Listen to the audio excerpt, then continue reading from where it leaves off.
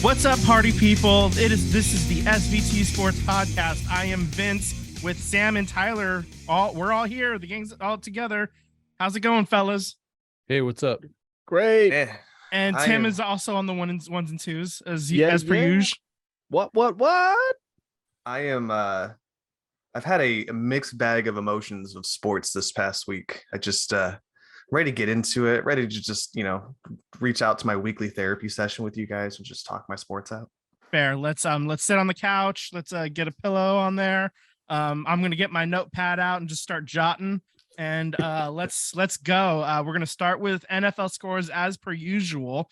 On Thursday night, the Green Bay Packers lost to Tennessee 27-17. And then we turn to our Sunday games. Buffalo against Cleveland in Detroit. Buffalo 31-23 over Cleveland. Megatron's rolling in his grave, even though he's not dead, but he's rolling in his grave. Detroit was playing at New York Giants, and they came away with the win 31-18. Washington beat Houston 23-10. Baltimore beat Carolina 13-3. The New York Jets fall to the New England Patriots 10-3 on a last minute, was it punt return? That was a crazy play. Crazy. Psychotic, man. It was crazy. Crazy is the best way to describe it. Atlanta over Chicago 27-24. New Orleans over the Los Angeles Rams 27-20. I'm fist pumping over that. Cincinnati over Pittsburgh 37-30. Dallas all over Minnesota 40-3. Yeah, they didn't show up. No, they did not. Kansas City squeaks by the Los Angeles Chargers. Almost did it again. 30-27 in the Sunday night game. Tyler, you're the one that needs the therapy right off the bat. Let's talk about it. Philly squeaks by with the win against Indianapolis 17-16. You're not thrilled with it though, dude. Dude, that was one of the most uncomfortable wins ever. There was the perfect sentiment of how that whole entire game went is Nick Sirianni, our head coach. After the game, there's a video that went through of him just kind of taking deep breaths after the game because he realizes that we should have definitely lost that game and we played horrendous against arguably a team that, should be in last place, should be beaten every single week. Sorry to make the jab at the Raiders there, but it is what it is. We got a W is a W, but it's one of those losses it's one of those wins that feel like losses to me. We just had no momentum going forward. I know we have Sue as our new defensive piece that came in there and he got a sack and everything, but it felt like we're not glued when it comes to a run defense, and we just get chewed up, and then we're so focused on the run defense that we get exposed in the pass. We're starting to show the kinks in our armor, and we got some time to button it up and fix it up. But that was an uncomfortable win, but I'll take a win any day of the week. I think coaches actually love these kind of wins because you still get the W, but there's plenty of game tape to go over and plenty of stuff to work on in practice. Yep. You can just start eating your guys alive saying, you think we got lucky, this is what we need to work on. And so it's an excuse to really dive in and really try to fix things. Yep. Agreed. Yeah. So Sam, how you feeling, bud? 22-16 Raiders beat Denver in overtime. Oh, it was a great day. It was awesome. It was the first time I really got to cheer and feel excited. It was fucking great. I think the biggest takeaway was Max Crosby is the defense. It's basically Max Crosby versus whatever offense is on the field. He is a legit defensive superstar now, I believe. He blocked a punt, forced a fumble. I think he had 2 sacks. But this guy just wrecks the game almost every single play. And congrats to him. He just had his first daughter, I believe his first baby, had a baby girl. So congrats to him. Offensively, I think what was really positive was Derek Carr came out sharp. He was very precise, made some good decisions, but he was aggressive. And they lost. They didn't have all of their weapons. They still don't have Waller. Hunter Renfrow is out. So it was pretty much Derek Carr and Jacobs and Adams, and that's it. Jacobs and Adams. So I mean, that was kind of it. But they were aggressive, even on, they were creative. I think we finally got to see some offense that was a little bit more creative than before. So I know there's like this talk that they had a closed players only meeting and, vented a lot, got a lot out of, vocalized their frustration of what was going on inside the locker room. And it looked like players were finally having fun again on Sunday. It did get a little tight there at the end. I was a little nervous that they were going to let this one slip away. But when they got when they won the toss in the overtime, I kind of said to, I was at home by myself, but I said, they're going to win this game, and they're going to have to do it with the touchdown. You do not want to spar with field goals.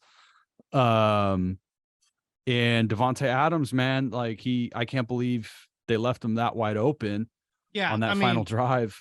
Geez, he's a top 5 wide receiver. You know that going in. I don't know how the hell he's left that wide open. Who the hell bites on that fake? I mean, oh my God, you got to stick with him the whole way. Clearly he was the one offensive receiver option that was doing anything yesterday. So I think in the, once you get into overtime, double team that man. Tackle him. Take the defensive PI, and then live to fight another day. But good God. I mean, that happened, I think, with the Colts and the Eagles, right? The Colts safety just tackled him because he tackled him and the ball dropped like 6-7 yards, like way down the field from them. It was like, dude, what are you doing? Yeah, because he didn't want to he didn't want to give up the touchdown. So he's like, I'll take the PI.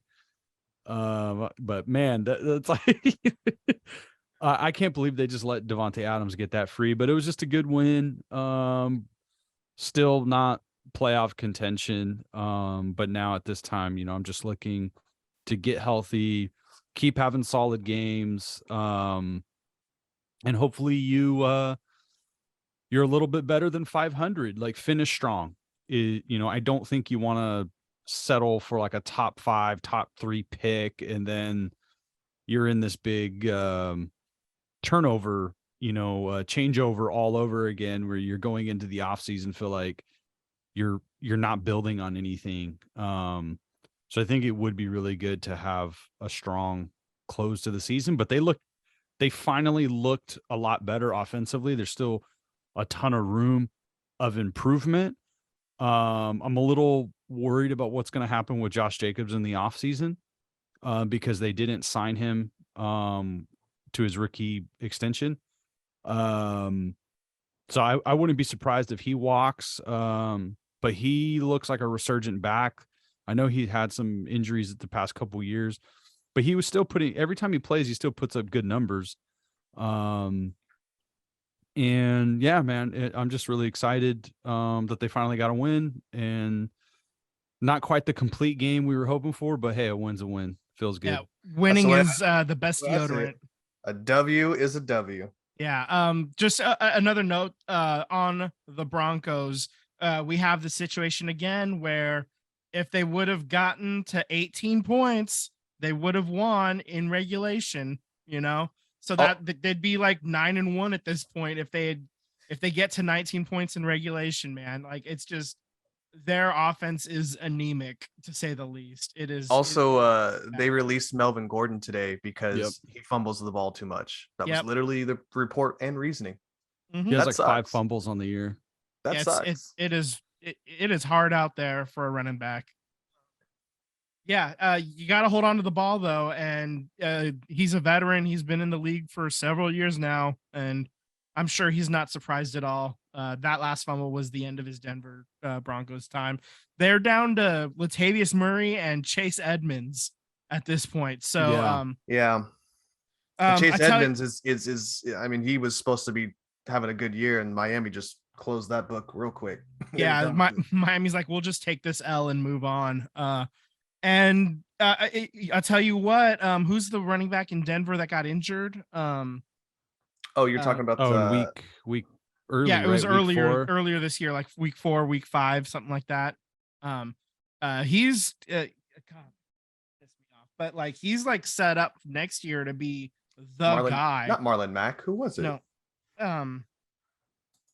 Javonte Williams. Javonte There you Williams. Yeah.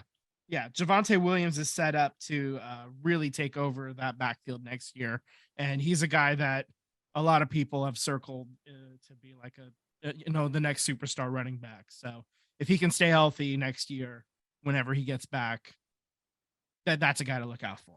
Let's ride. Yep, let's ride. Speaking of riding, Titans offensive coordinator Todd Jesus. Downing. That's not right. That's Wildin. That's Wildin. Yeah, decided to celebrate the win on Thursday night by getting a DUI. Jesus Christ.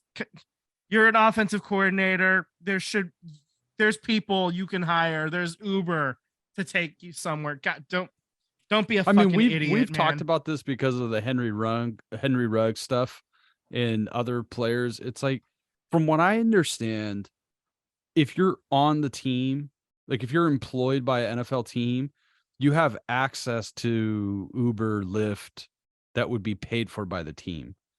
So like, I don't understand how these people are like, fuck it, I'll drive. When you have, it's free. Yep. Mm-hmm.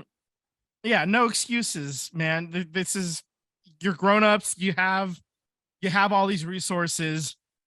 Call the number. Jesus fucking Christ. I have no sympathy for him. But there's that note. I think we're moving on. There's a lot of things happening in the world right now. There's a cup of sorts being played for that just got underway this weekend. It's happening in Qatar, and there's quite a lot of controversy surrounding it, to say the least. Tyler, you got some notes. Yeah, let's dive into the outer realm, and then we'll dive into the pitch. Okay. It is like Sam had mentioned in one of our text messages. It's like Firefest. Things aren't completed. Things aren't. I guess they just couldn't get enough slaves to build all the stuff they needed built, right? So, it's obviously a shit show of a human aspect of just proportionate. I don't know how to describe it. They colossally failed at everything they're doing here. They basically said, hey, we'll have alcohol sold before and after matches. That was agreed upon with FIFA. Contractually, they're inbound with, Budweiser and other beer companies. Cool. We can sell alcohol 2 days right before kickoff starts. Yeah, no, we're not going to do it anymore. So they've already got tents. They've already got all the beer. So, lawsuits are going to be coming to FIFA real quick. And then on top of that, they had what was supposed to be secured areas for people of the Jewish community to be able to go and pray. And literally 2 days before, Qatar says, we weren't able to secure them, so you're not allowed to pray as a Jewish community. They're also not selling any food that's kosher for them. So they basically just said, fuck off to all of them. Everyone who's wearing one of those Live One or the rainbow color things are basically being harassed by all the workers for the World Cup, because they don't want any LGBT promotion going on within the confines of the World Cup. Yeah, they ended up spooking England captain out of wearing his armband, but the England sideline reporter, she ended up wearing it anyway. So same with the German one too. There's a picture of her doing today's game, and she had the band and the shirt on. So good for her. It's a gigantic shit show, but hey, the World Cup's here, man. I don't know. Yeah. I mean, if you had more to talk onto it, but yeah, it's outside of it. It's a nightmare. Yeah, and I mean, speaking of nightmares, just in we haven't even got to this yet, but 2030, they're going to make that decision soon, and one of the front runners is Saudi Arabia. And I mean, with all the problems that we're having in Qatar, Saudi Arabia is even worse for like these kind of human rights stuff and things. So I'm genuinely afraid of what's going to happen. Not just this time, like this time it seems kind of rough, but I don't want to even say survivable because, we had more than 5,000 workers, employees die trying to build these stadiums. But I think it's key that you call them employees. yeah. I'm doing the finger quotes for employees. But yeah, they're basically they're forced labor, and they're not getting paid for the work they did. They're holding their passports, and it just John Oliver did a spectacular 20-minute segment on it this past week. So you can find that on YouTube, and he really dives into the nuts and bolts of why this is terrible and how tough it is to be a fan of sport and a fan of soccer and having to kind of live with this dichotomy. So yeah, it's go ahead. With the FIFA, like how I guess it's kind of like the Olympics. Like they put in a bid, they're like, we really want you to bring the games to our country, and then whoever wins the bid, they go there. But does FIFA have any control to say, we're not actually Yes. gonna go into these countries? I know everybody's laughing at me. For people who can't see, everybody's No, laughing at me. I think to answer your question here Poor Tim. is that the Olympics and FIFA are similar, that countries can bid to have the sporting event take place in their country. The difference is that they're while both being corrupt in their own ways, the Olympics doesn't take bribes so blatantly in order to have it be hosted into whatever country wants their sporting event to be taking place, where FIFA, they'll put it out all on their sleeves and show it to you. So Qatar happened because they had the most money to give out to FIFA. Now, it wasn't a fair deal for other countries that were bidding for this certain year. Yeah, there's who had the I most see. money. Yeah, there's like a 24-person group of people that make these decisions where the cups are going to be played. And the Qatari delegation, they found like they got a bunch of these people. They basically said, hey, here's $1 million, here's $1.5 million, whatever it is, and you can have it, and we're going to tell you, use it for soccer use it for football in your neck of the woods, but no strings attached. And so a lot of that money, like, it just went into those guys' pockets. And Right. Yeah. so A blank check. So it to is. speak. Yeah. Yeah. It's it was really just like really blatant. And it's Qatar as a soccer playing nation. I watched that first game with them in it, and they don't belong, man. They just, this was an attempt to basically build cities, build infrastructure. This is a government project for Qatar, but on FIFA's dime, basically. That's how this happened. And it was just, everybody just trying to get their hand in the cookie jar and get all the money they can, get all the sweets and all the treats. Yeah. I also think Qatar's never even come out of a group stage to try and make it to a World Cup ever. So the only reason why they're here, in case you weren't curious, Tim, is whenever you're a host nation, you get to participate in the World Cup. You get an automatic invitation to go play, whether you're good or not. Yes. Right. Well, yeah. And I saw that story. It's about, how they lost the opening match they lost. And it was just like, okay. They're the first team been there. ever. They're the first team ever to lose the opening match when they're the host country. Oh, yeah. Every other that's what I host saw, country has either tied or won, and that includes South Africa, who was also not a spectacularly good nation. They won that first game, man. They were hyped up. They were ready to go. They ended up not doing anything. They lost in the group stage, but they won that first one, man. And I tell you, they were hyped, and I couldn't see even that out of Qatar. I'll be shocked if they get a goal at this point.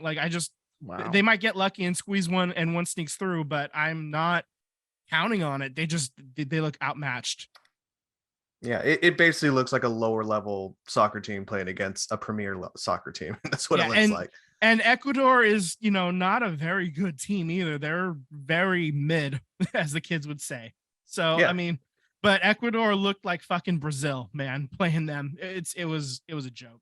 Well, you know who's Wow, not okay. mid was England ran the tables and then spun it and ran it again against Iran 6-2. I think they scored what 4 goals in the first half. Yeah, yeah. I mean, I couldn't even watch the highlights, man. I was shocked, but when I saw that score, I was like, you know what? I don't even need to see it. I know Iran played like crap, and I know England just dominated. I just, score box is good for me. I'm good. Move on. Yeah. Well, they're the class of Group Just B. to jump back on this Qatar thing, the social rights. I watched the opening ceremonies, and to have Morgan Freeman up there and all these celebrities up there talking about no matter where you come from, we're all going to be together. Sports joins us all. Let's have a good time. And then to hear all these reports of what, Tyler was saying, you can't pray. There's no kosher food. I just saw something about the water stand. You needed to have a wristband, but nobody knew where the wristband station was, so they wouldn't serve you water. And then you had these uncovered tents where it's 30 degrees at night. Yeah, well, it's 30 degrees Celsius, which is hot, like it's really pretty hot. Like Yeah. 20 okay. degrees. 20 degrees is like 77. 30 degrees is like 90, 100 degrees. So yeah, these people were melting, and it's uncovered. So I was looking at I saw some reporters on Twitter, but I've said things similar before. Is sports, it gets into a slippery slope when you start taking this social route and you're trying to be a social leader. And clearly FIFA just took the money, and the floodgates are open, because now there's no rhyme or reason why Saudi Arabia couldn't host, because you took the money. Yep. So there's going to be no reason 15 years from now about North Korea hosting. Yeah, it's like this is a watershed moment. It is. There's no reason why any country shouldn't be allowed, because nothing matters. You took the money. You have no moral high ground. And I think that's the thing that pisses me off. And it's not just FIFA. The Olympics did this to a degree, with 2014 with Russia and Russia and even China, Beijing as well. Yeah. There's no moral high ground. And this is what pisses me off as well with the NBA. Like, I think we're all fairly, progressive in certain ways on human rights, and we don't really give a crap about skin color or gender or any of that stuff. Like, we're all pretty welcoming people on this show. You all look great to me, but when you got basketball players talking about social injustice to a specific person in the United States, but then the China thing breaks out and everybody walks away from it. Social injustice is social injustice, period. What's going on in China and Hong Kong that's still going on is a problem. What's going on in Australia? Like, there's stuff going on there. There's stuff going on between, China and India. What's going on in Russia and the Ukraine. There's other atrocities that are going on in Russia, not just the Ukrainians. There's other peoples. There's other indigenous natives to the land that are they're being snuffed out. It's genocide. Yep, Chechnya is a big one. Yeah. So this is a global thing, and Qatar is guilty of these human rights problems. Saudi Arabia is guilty of these problems, and it's the same thing with this LIV golf. Yeah, they're just taking the fucking money, and that's the only thing that matters now is money. Greed has just taken over everything, and it's not just big business; it's medium business, it's small business. You just look at these athletes, how these athletes act, their businesses upon themselves. And it's just a trickle down effect where there's just more and more greed, and there's a lot less communal values You know, sports teams don't really have loyalty. You think the A's are truly loyal to Oakland? I know we were going to talk about some Howard Terminal stuff, but are the A's really loyal to the city of Oakland? Were the Raiders loyal to the city of Oakland? I mean, yeah, the 49ers are in the area, but they're gone. They're not in San Francisco. Yep. Kansas City Chiefs, they're not even in Kansas City. They're like, what, 3 towns over or some crazy shit? The Rangers don't play in their town anymore. They moved. So teams just aren't, it's not the same anymore. And I think what I'm just trying to get at is these leagues and corporations, they talk about what's right and what's wrong, and we need to be this way as a people, but then they take the money. So don't advertise this stuff to me. Don't give me Morgan Freeman nonsense about let's all be peaceful. And then it's a lie. I know that's not Morgan Freeman's fault. I'm just saying, like, don't fucking advertise about how wonderful a world you have, and then you treat people like this.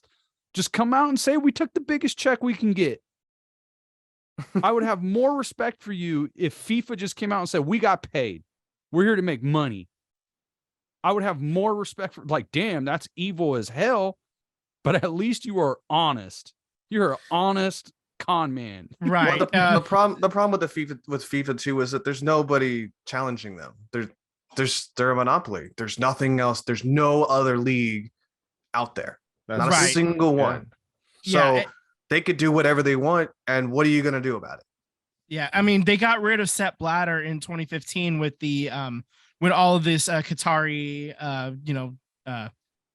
business deals on the side. They so the guys that chose to, Qatar, those guys are all gone now.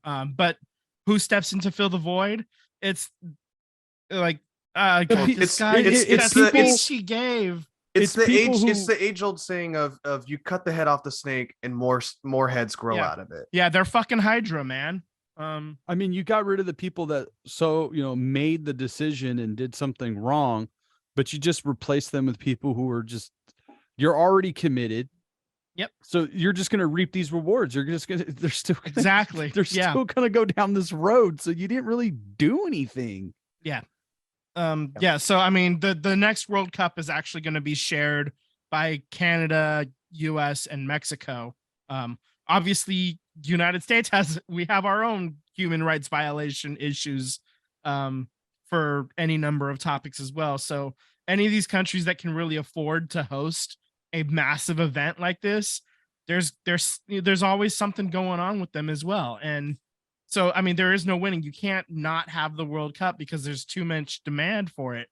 So, and you can't put it in nations that are, there is no such thing as a squeaky clean nation, especially one that has the capability of hosting these events. At the very least, for us in the United States, at least these stadiums are already built. That's what I was going to say. We don't have to worry about the infrastructure. Yep. Yeah, the infrastructure's in place already. The hotels near the stadiums, they all exist. You can fly to these stadiums. You don't have to build a city out of fucking nothing like they did in Qatar. Jerry Jones is like, oh, I cannot wait.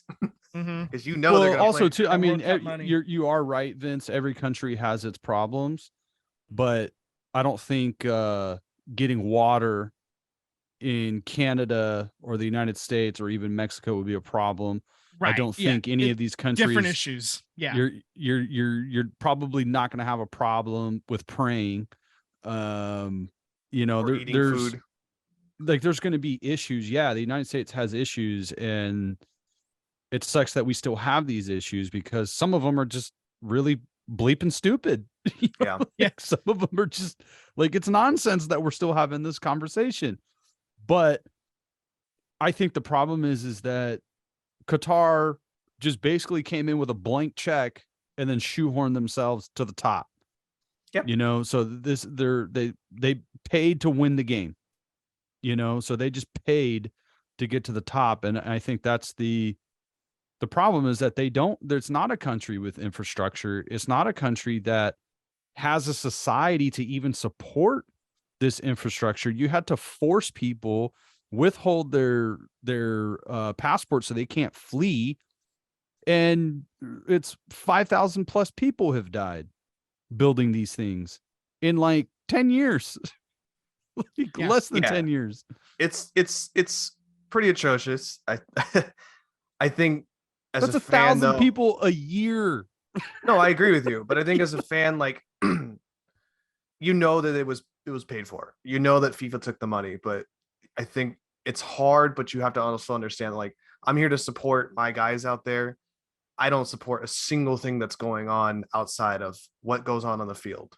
That's blatantly it. And Yeah. and in all honesty, I didn't like what I watched with the U.S. men's national team today, and I will tell you right now, flat out, that I had question marks going into it, and they proved me right. You know, we were That pretty first half solid. looked amazing. The Yeah, first we were half, everything was going right. The field was tilted Yeah. directly toward, everything was going right, except they only got one goal. And Yeah, and in my head, I'm like, that's not enough. You need Our another defense one. was pretty bad, except for what's his name, Tyler Adams. Tim. Well, Adams came in and saved the day a few times. God. The kid Tyler Adams, I think that was his name. He was all over the place. Like, he was clearly the best player on the whole entire team. Even our striker, what's his name, Pulisic. I mean, Pulisic, he looked horrible. I mean, he didn't look good at all. Like, every set piece that they threw into in the corner, everything that he kicked over the middle, it just looked bad. Everything looked bad onto it. I will say nervous. Tim Ream looked pretty good. He cleaned up a lot of messes in the second half, especially. So who's the joker that tripped Bale in the box, and then that's how they got their point. Was that was that kid. It wasn't Dest. It wasn't was it Brendan Aronson? No, it wasn't Aronson. It was I don't know. We'll get to it. Anyway, but the point is that, like, they don't look ready. Like, I know they're young, but they don't look ready. I'm kind of nervous we won't make it out of the group stage. I am. Nervous. I mean, especially after a draw, you had to win this game. Now it gets real murky because obviously Iran got their asses handed to them by England. England is the class. They're going on. So now you gotta fight like hell and get a draw against England, and then you have to win against Iran in order to, like, basically guarantee yourself a spot in the next round. And it's, outside of that, it's goal differential. If you end up with losing England, and you win against Iran, all of this is you have to win one of the next two games. You absolutely have to. If you don't, you're in trouble, and it's not going to happen. So, I mean, if they don't come up with the win against Iran, they're done. But they have to get a tie against England almost. If they don't, it's danger, big time. And I'm really afraid of this next matchup on Friday against England. You gotta find a way to keep pace with them. They just scored 6 goals. I don't know where the 6 goals are coming from. Maybe they figure it out. Maybe they get sorted out and they can score 2 or 3, and the defense can hold up a bit more. If we don't get a point, we don't get a tie, we literally could be in 3rd place, sitting in hot water, because I kind of believe that Wales will beat Iran. I do believe that. So if we don't get out of the pool, I think it's kind of an embarrassing moment. This has been talked about, how it's the most athletic team that U.S. men's national team has put together. It may not be the most poised, perfectly dialed in team, but it's supposed to be a team that can handle lower competition. And Wales was clearly a lower competition, and we just got outclassed easily. 100%. All right. So, as I said, the next game is against England on Friday, 11 a.m. Pacific. It's on Fox or Fox Sports or something like that. So go ahead and find it, watch, cheer on the boys. Let's get them out of the group stage and into the knockout round. and the final game will be on Tuesday against Iran, also at 11. So I'll be at a pub on Friday having a couple pints in Alameda. If anyone is in the area, you're more than welcome to come on down and watch the U.S. men's national team take on England. I wish I could join you. I have to be at my laptop because my work has decided that you're not getting Black Friday that we're not getting Black Friday off this year. Oh, It's a laptop. It just has to be in your lap. true. It'd be too tempting to fuck around on that. So I'm gonna just watch. I'm gonna watch from home on my lunch. So, like, kind of like how I did today. So. All right. That's fair. That's fair. That's fair. Well, I don't know, Tim. Did you have any more questions about the World Cup? Anything that an outsider might want to know? No, but what you guys are talking about, I just watched a documentary about Woodstock 99 and all I'm getting is images from that documentary, like no water, it's hot as hell, no shade, just everybody's miserable. Yeah. And just the infrastructure is not there, and it's like it was supposed to be a good time. Yeah, and it wasn't. There's a couple of documentaries that are out there as well. You can watch. There's one on Netflix. There's we talked about the John Oliver sketch. There's also this podcast called World Corrupt, and it's on the Pod Save the World feed. So if you listen to Pod Save the World, you can also find World Corrupt there too. And so they talk about how Qatar ended up with this as well. So there's plenty of different sources. However you want to go about getting that information on how Qatar ended up with this World Cup, and you can do the deep dive all on your own. So, although, yeah, like, check it out. the one thing I have to say is that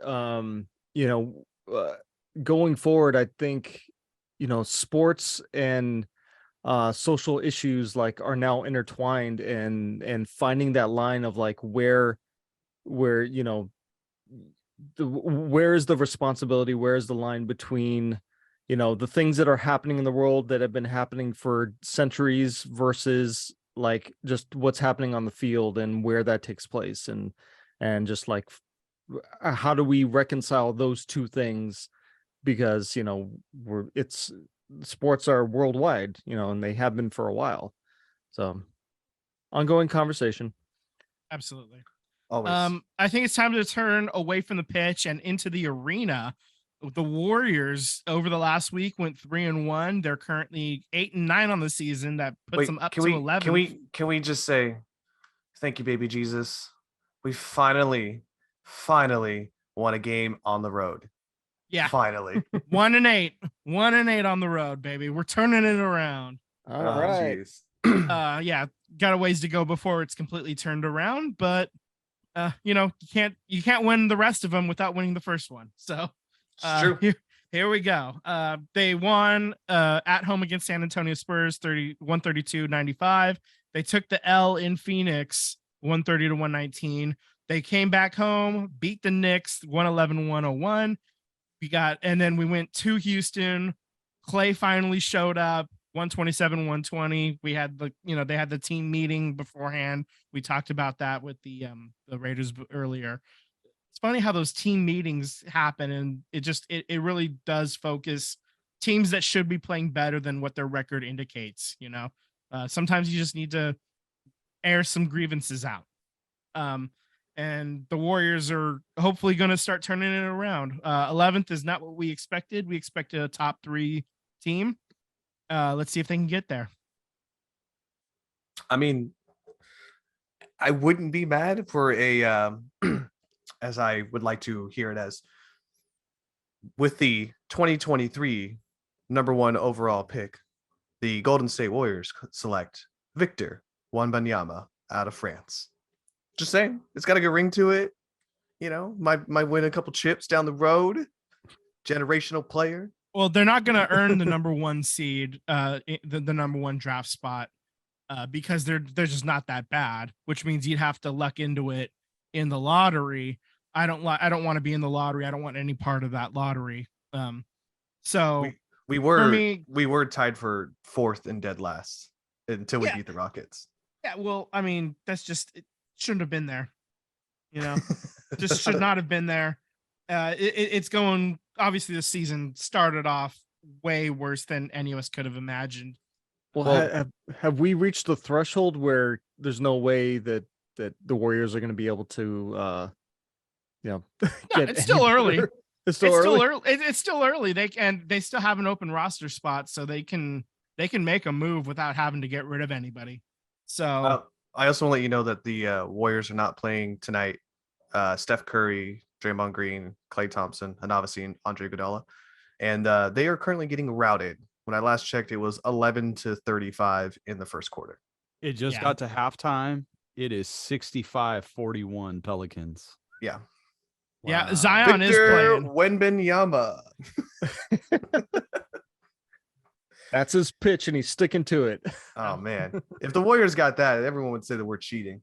Yeah, it's rigged. It's rigged. If the Warriors got the number 1 overall pick, I would say it's rigged. Yeah, I agree. I mean, I might say that privately, but no way. No, I'm gonna cape up for the NBA and its righteousness. I tell you what, if that happens. Is FIFA running this thing? Come on. Don't fucking worry about it. Checks in the mail. Okay. Do we need to hit on anything else for the Warriors? No, they look like crap right now. So yeah, okay. We'll reconvene on what they look like after tonight. All right, sounds great. Staying in arenas, the Sharks last week, they won at Las Vegas. They beat the Knights 5-2. Then they took 2 L's at home against Detroit and the New York Rangers. They're currently 6 wins, 11 losses, 3 overtime losses. Good enough for 7th in the Pacific. The Sharks are it's kind of tough, man. Erik Karlsson is having a career year, you know? Yeah. This is the best I've ever seen him as a Shark. This might be the best I've ever seen him, period. He's playing out of his mind, and the rest of the team just isn't up to the task as far as I can tell. And It's like he's playing to get traded.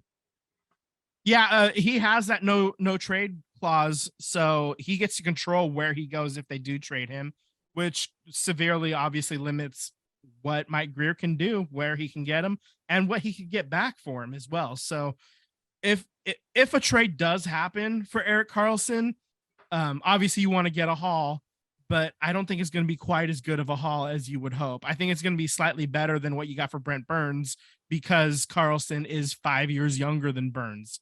So age does help, and he's in his prime, and he's playing the best hockey that I've definitely seen him in the last 4 years, possibly ever play. So Well, let's his trade value is never higher. Let's do our weekly Kraken update. I'm already looking at the standings, but Vince, tell me where are we at? I told you to get rid of this because there's no fucking hope. The Kraken are good this year, man. Where are they? 3rd in the Pacific? Yeah, they're in 3rd. They had 10 wins. Yeah, you give this up, move it along. Now start worrying where the Ducks are. Okay, that's what I want you to do. I want you to focus on the actual rivals. I don't give a shit about a team that has done nothing to wrong us and is brand new. That's the difference between Vegas. They're a new team, but they've wronged us. So fuck them. I just don't want to be behind a team that looks like Seagram's ginger ale. Hey, I love ginger ale. Tough titties? Except I like Canada Dry better. Canada Dry. Ooh. Oh, them's fighting words. Oh man. All right, so you're saying that I need to abandon Kraken, the Kraken, and be on the Ducks hunt. Yeah, it's duck hunt, baby. Fire up the NES because it is duck hunt time, baby. That's what you need to worry about, okay? Okay. Get your optical gun, and here we go. I just need that duck I need the dog to laugh at me when I miss the shot. Okay, I'm going to leave the podcast. I'm going to go play some duck hunt. You guys are like nostalgia heavy right now. Oh my gosh. It's also a weapon too if you want to hit like your family member with it too. So please don't. Not that I know. Okay, Tim, moving on. Tim, cut that. Yes, sir. Okay. So baseball. Let's turn our attention to baseball. We have the MLB awards were finally all announced. Your MVPs for the American League was Aaron Judge, and the National League, Paul Goldschmidt. You mean the future San Francisco Giants outfitter, Aaron Judge? No, I mean the future New York Yankees, because the Yankees don't let anybody go that they want to keep. He's not going anywhere. I'll believe he goes somewhere when he actually goes somewhere. Until then, I'm going to operate under the assumption that the Yankees will re-sign him because they always do. Okay. Cy Young was Justin Verlander, 38 years old, getting the job done this year, and Sandy Alcantara, much younger, playing for Miami. You mean New York Yankees starting pitcher Justin Verlander? Maybe. I heard that they were going after him. Like, you guys are insane. Of course they will. They're going to go after anybody who they think can help them win, which, if I was a Yankees fan, I'd say I would expect that. But I'm an A's fan, so I'm like, oh, that must be nice to go out and get somebody. Anybody. As an A's fan, we just got our first Nintendo. Yeah. Yeah, we're playing Duck Hunt. Like it's like the holiday season's around the corner. Every time I think about like how poorly we are, because it's like around the time when teams start talking to each other in the winter meetings and you got to hear all these rumors about your team doing this or your team doing that. I always think about like the old like Disney Mickey Mouse movie where like Mickey's like super poor and he's like trying to cut up the turkey. It's like, and it's like a thin sheet. Oh, and he like feeds it to like his that's like the A's off season right there, is that thin sheet. That's what we get. Yeah. Or just like Charlie Chaplin, like trying to boiling the shoe, kind of thing. Oh, yeah. All right, rookie of the year, Julio Rodriguez for Seattle. Stud. And Michael Harris for Atlanta. Stud. Both of They're them. both studs. Yeah. Really looking forward to seeing how those careers pan out. It's going to be quite a sight to behold. Yeah, Michael Harris, man, that he came out of nowhere for them. Yeah. That was a great. Julio Rodriguez, he's in Seattle, so we get to see him, a dozen times a year.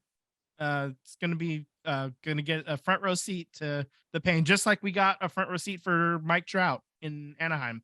Or Felix Hernandez. Yep. Felix Hernandez behind that. Your manager of the year, former A's assistant coach Terry Francona for the Cleveland Guardians, and Buck Showalter for the New York Mets. Those are your managers of the year. So my guy getting it done. All right, Buck. Bob got snuffed. Yeah. Snubbed. No, he got snuffed. He got snuffed. Yes. Snuffed. Okay. Well, now Buck Showalter's four-time?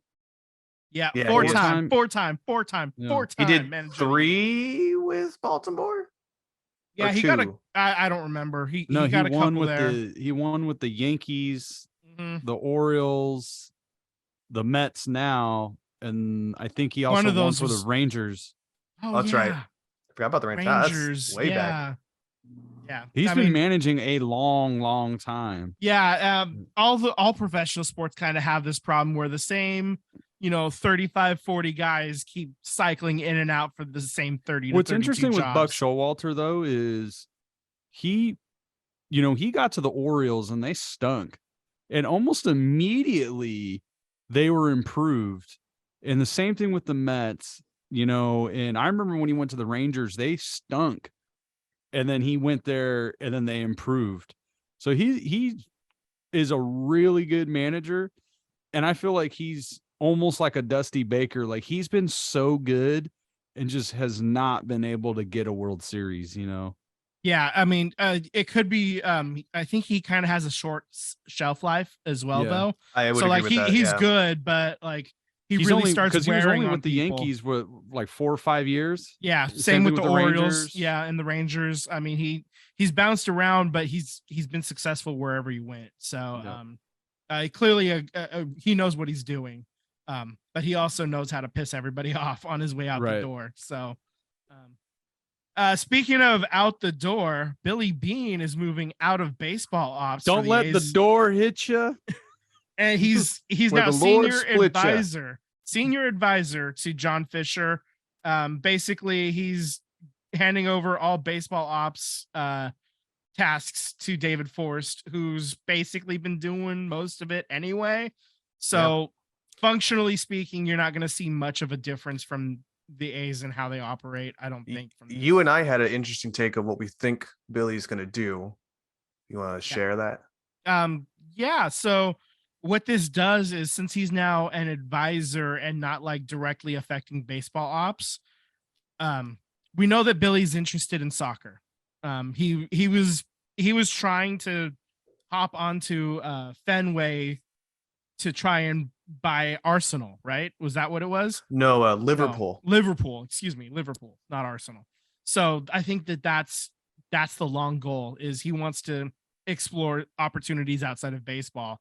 And if he can get in on Liverpool with a new buyer, whoever it may be, being freed up from baseball ops means it's one less thing he has to do to make that jump, I guess. Can you imagine though? Like he makes so much money, just basically he comes in once a week and collects his check with the A's and then goes home, right?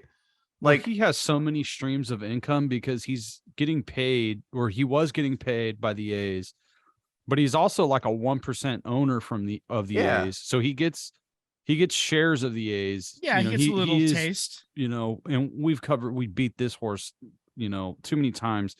There are no MLB teams operating in the red. There's no teams operating in the red. All teams are making money.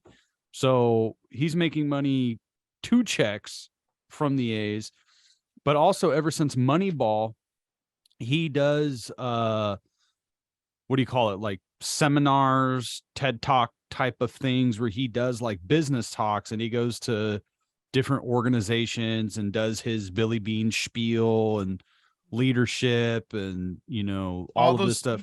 Fees, man. So he does all of these public appearances for corporate, and even from what I understand, I heard he's done a couple like government things as well, where he speaks about leadership and working on the fringe and this and that. So this guy's making money,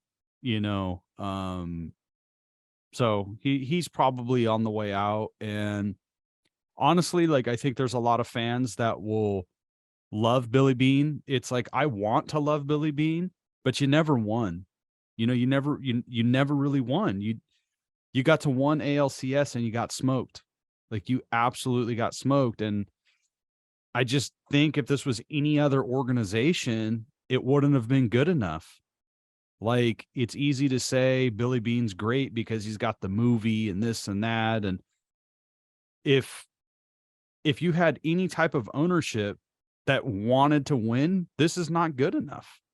Yeah, clearly. And name a Hall of Famer that Billy Beane has drafted and developed. It doesn't have to be, Miguel Tejada's not getting in. Chavez is not getting in. Hudson's not getting in. Mulder's not getting in. So, and I'm saying, like, not just as an A's player, just name a player that Billy Beane has drafted, developed with the A's, and went off to another team or stayed with the A's. He's produced 0 Hall of Fame players. Well, they keep trading him away, right? Like, oh no, even if you trade him away, name a player that's a Hall of Famer. I got nothing. Because, Verlander's a Hall of Famer, and he was with Detroit and then Houston and maybe somewhere else. That's a Hall of Famer. I got one. Hired, drafted, and Hall of Famer. Hal the hot dog guy. You fucking didn't say legend. Baseball. And the fucking A's can't even keep him. Yeah. To be fair, Hal, actually, I saw this whole tweet thread, and basically he said he needs to look for a big kid job, and he was hoping to, do something economy based, because that's where his like degree is in. And then he'd be happy to just sell hot dogs on the side for the team. The team couldn't afford to bring on an economist, I guess. So he's moving on, and we wish Hal all the best in his future endeavors, and good luck, buddy. I swear to God, if I see Hal the hot dog guy at the Giants game hawking hot dogs over there, I'm over. I'm tearing his baseball card. It's done. I don't know. I can't do that. But to Stan's point is that we're over here talking about their hot dog guy. Yeah. As a professional baseball team, and we're here talking about a hot dog guy. Well, it's like the legend of Billy Beane is now bigger than anything he's ever done. Like people are going to be like, oh, Bill, like you said, the Moneyball guy. He's the Moneyball guy. But exactly. The mystique, the aura, the legend, the myth, but he never won. He never won anything. No, he didn't. So I mean, like the players that he produced, nothing. So what does this mean for the A's? I think he's definitely moving on. Maybe soccer. I actually think this is bad news for Howard Terminal. With this mayor race, I think this is going to be bad news for Oakland. Yeah. We were talking about this yesterday. If the A's were to lose, if Oakland were to lose the A's, that's literally a huge, ginormous chunk of their revenue. I know the A's are penny pinchers, but it's still revenue for the city at a good amount of it. Outside of a destination area, because I got proven wrong on that one yesterday, like Hawaii, I can't name a major city that doesn't have a sports team in it. I can't name one. Every major city has a professional sports team in it, which is a revenue cash cow for them. I mean, San Francisco has the Warriors, and that stadium prints money. I mean, as shitty as let's say, I don't know, the Cleveland Browns, that stadium still prints money. They make money hand over fist. So if Oakland were to lose the A's, it would be a huge loss to the city of Oakland. And to a city that's already in financial woes, losing a sports team, I think, is going to be just the last nail in the coffin for the city of Oakland. I don't know where they're going to be able to get revenue to create this idea of how they're going to improve the city of Oakland. Unless you do a bailout, I don't see how this is going to be beneficial to the city of Oakland. Yeah, we'll have to pick it up next week and jump into it, because hopefully by then we'll have the final mayoral counts, and we'll find out who's going to be the mayor. Then we can finally jump back into it. And but Vince, it's probably time to wrap it up, huh, buddy? That's right. I got a Niners game to watch. You guys are keeping me from it. So you can find us on social media, SVT Sports Pod on Instagram. You can email us, svtsportspod@gmail.com. Please slide into our DMs, and please, listen to this podcast on Spotify and Google. Listen to us on Google Plays, whatever the hell it's called. Yeah. Also, shout out to whoever's listening in North Carolina and South Carolina. We don't know who you are, but you're more than welcome to jump into our DMs and announce your presence, so we can kind of just know who we're listening to or who's listening to it there. Properly, thank you is what we would like to do. Yes, because you are a hero, a gentleman among scholars, or the most righteous lady on the planet, and we thank you. Righteous lady I don't on know. the planet. I don't know. Just end the damn podcast. We're very appreciative. What are you, Keanu Reeves? You're the most righteous lady on the planet. I was just talking about Keanu Reeves with Tim. I was just talking about Keanu Reeves with Tim before this. But anyway, have a good night, everybody. We look forward to talking to you next week. Later, guys. Later. Bye.